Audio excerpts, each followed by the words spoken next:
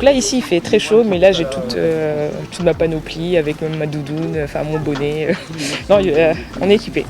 On a eu la chance quand même pendant 2 jours d'avoir des petits temps à Cherbourg, donc là on va commencer à avoir des conditions un peu plus costauds. On attend jusqu'à 21 nœuds au niveau de l'île de Wight quand on va arriver là-bas, puis avec un vent forcément mollissant quand on va arriver près de Saint-Malo, mais bon en effet le offshore c'est, on va dire, on va pouvoir s'exprimer un peu plus longtemps, plus facilement, et puis c'est là où vraiment la dimension de l'équipage et des réglages du bateau vraiment prend une tournure particulière. C'est des endroits où il faut être vigilant, mais c'est chouette de pouvoir jouer avec ça en plus, c'est un paramètre en plus à mettre dans la balance et c'est toujours chouette quand il y a encore plus de paramètres sur lesquels jouer en nav.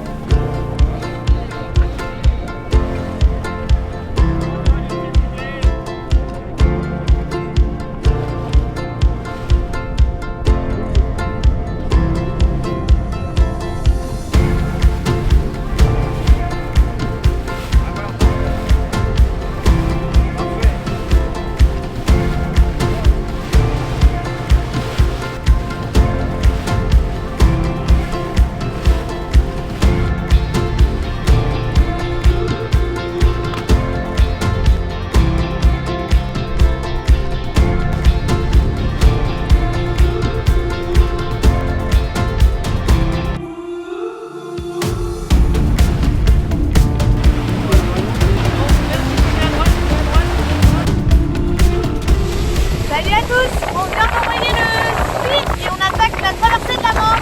Tout est matos bien au vent, bien tassé, on n'a plus rien qui traîne. Et on est parti pour une petite transmanche.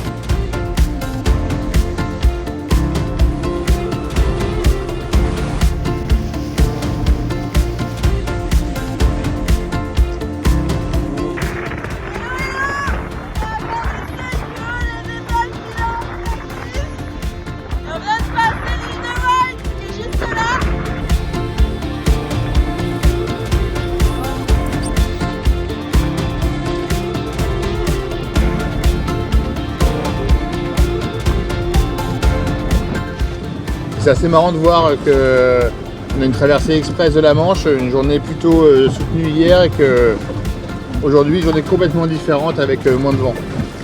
La difficulté là d'arriver à Saint-Malo, c'est les sas et être dans le bon sas.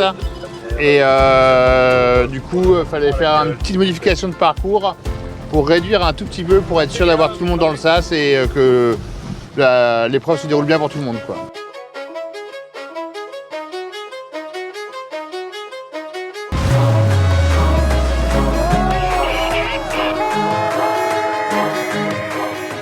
Ça met l'équipe en confiance, après il faut continuer à travailler.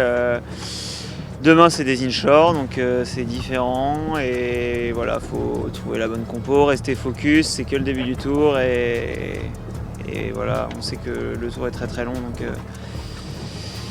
voilà, on comptera les points à la fin.